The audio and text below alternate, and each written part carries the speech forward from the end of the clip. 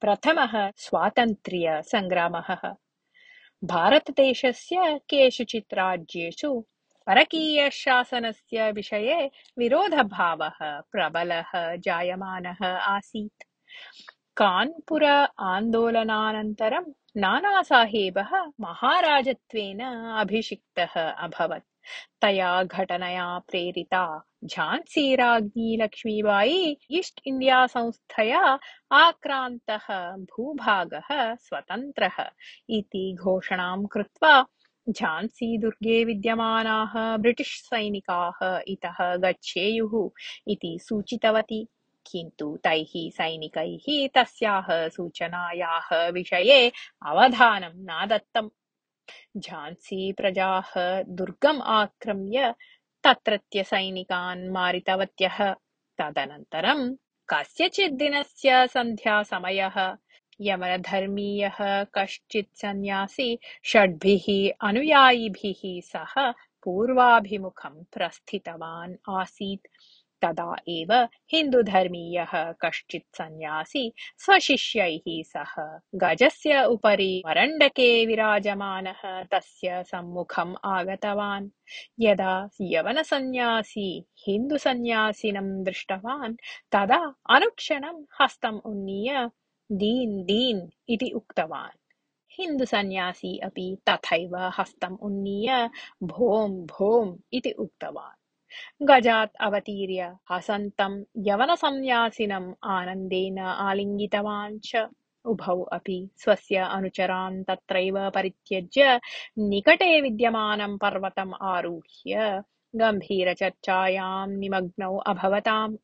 किं ताभ्यां स्वधर्मस्य सिद्धान्तानां विषये चर्चा क्रियमाणा आसीत्, न तथा परकीयस्य शासनस्य विरोधरूपेण सामान्यजनानां जागरणाय आत्मना कृतानां प्रयत्नानाम् अनुभवान् जयापजयान् च परस्परं सूचयतः स्म तौ।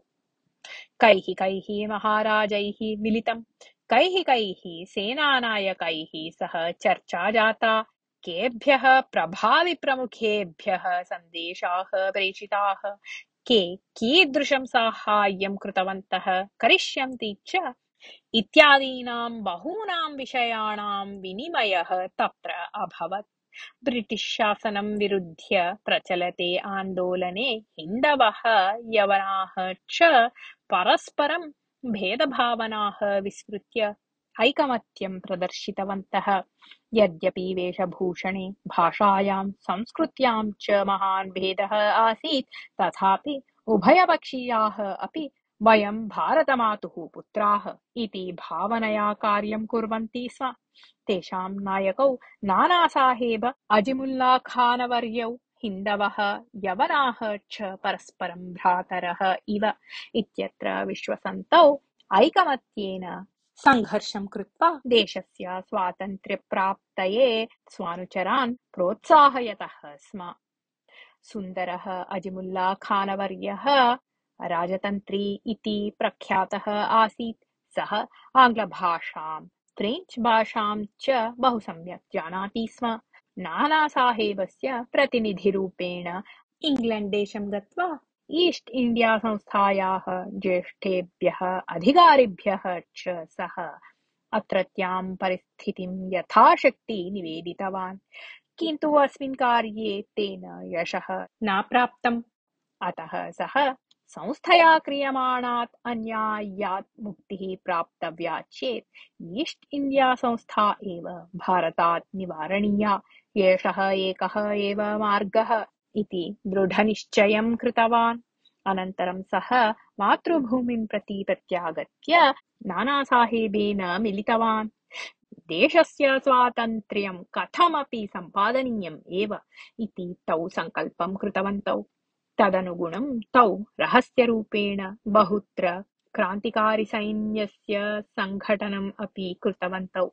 इतरेभ्यः नायकेभ्यः सन्देशप्रापणाय दूतानां प्रेषणं कृत्वा नानासाहेबस्य कार्ये विशेषतः सहकृतवान् अजिमुल्ला खानः।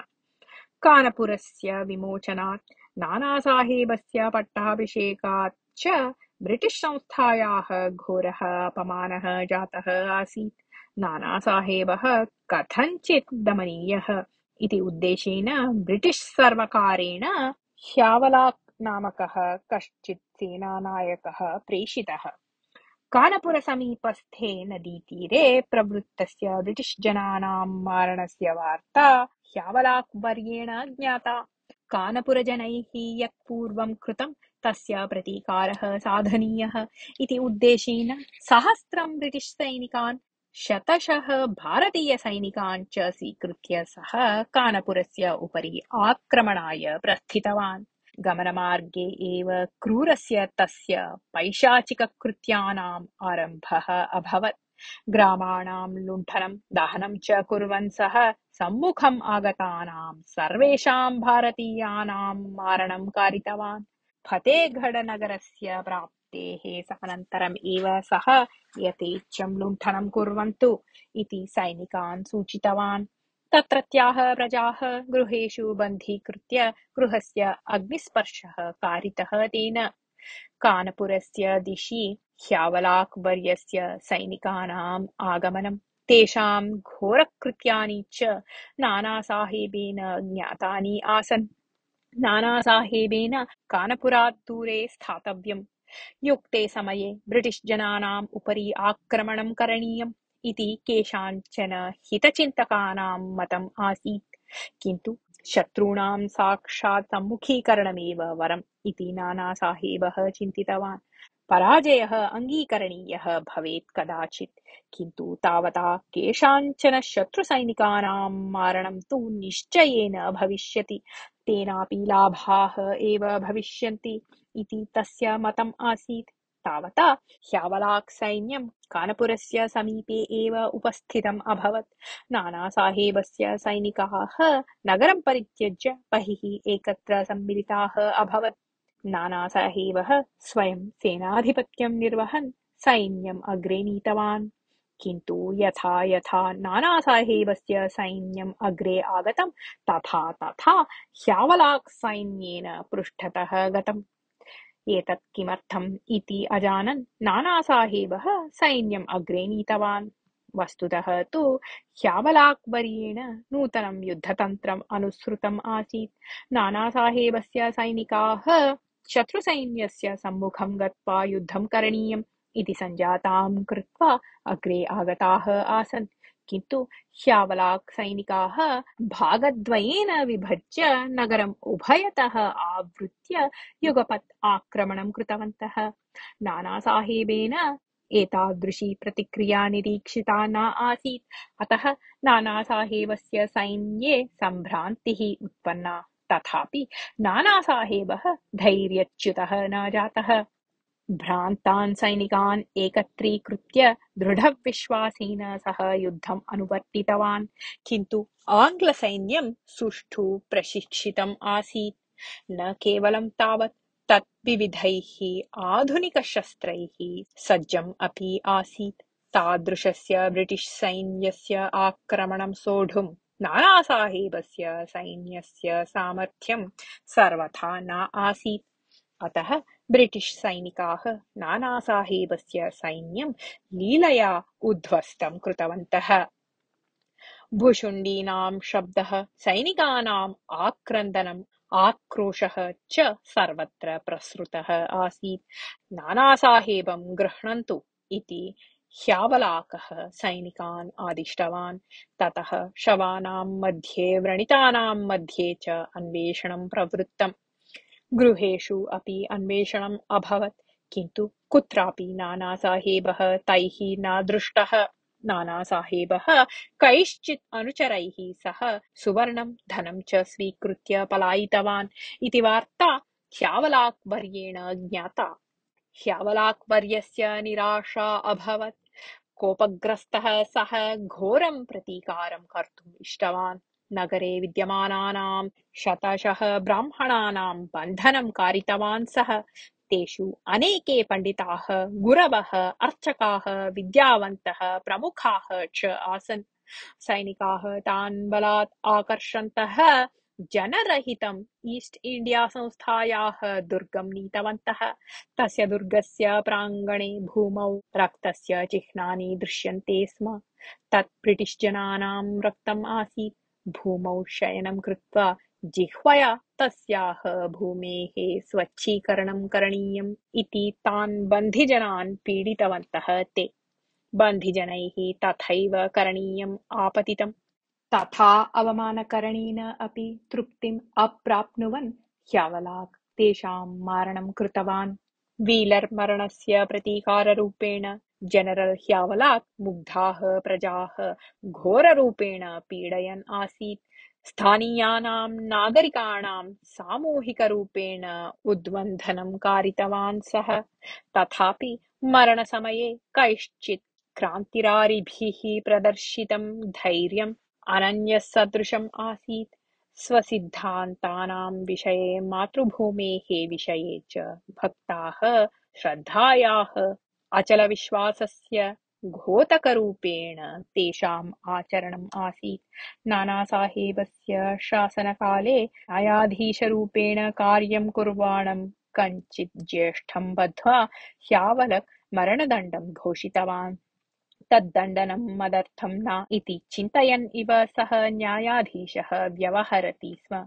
सः किञ्चिदपि विचलितः न आसीत्।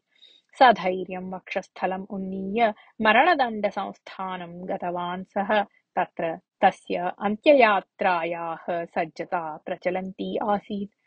भयोद्वेगरहितः सः तत् दृश्यं निश्चिन्तः सन् पश्यन् आसीत्। समाधिस्थितिं प्राप्तवान् योगीश्वरः इव दृश्यते स्म सः। तस्य मनसि मरणदण्डं नाम दुष्टानां सहवासात् मुक्तिं स्वर्गसुखं च प्राप्तुं स्थितः श्रेष्ठः मार्गः इति भावः आसीत्। कानपुरस्य पुनर्वशीकरणं कर्तुम् इत्यतः ईस्ट् इण्डिया शिबिरेषु आनन्दोत्सवः आचर्यते स्म। किन्तु तावता आपदः आपतेयुः इति वार्ता अपि तैः ज्ञाता। देहल्यां क्षोभः आरब्धः। लक्नोनगरे आन्दोलनानि अभवन्। बिहारे तत्र तत्र कोलाहलः प्रवर्तमानः अस्ति इत्यादयः वार्ताः तैः ज्ञाताः। भारते इंग्लैण्ड्देशे च निवसतां ब्रिटिश् जनानां मनसि प्रश्नः भवति स्म, अस्माकं शासनम् इतोपि कियत्कालम् अनुवर्तेत इति। तेषां संशयः आधाररहितः न आसीत्। परकीयशासनस्य निवारणस्य अस्मिन् प्रयत्ने यदि भारतदेशस्य राजानः एकत्रिताः अभविष्यन् तर्हि प्रथमस्वातन्त्र्यान्दोलनकाले एव भारतेन स्वातन्त्र्यं प्राप्तम् अभविष्यत्। किन्तु तथा न अभवत्, अनुवर्तते।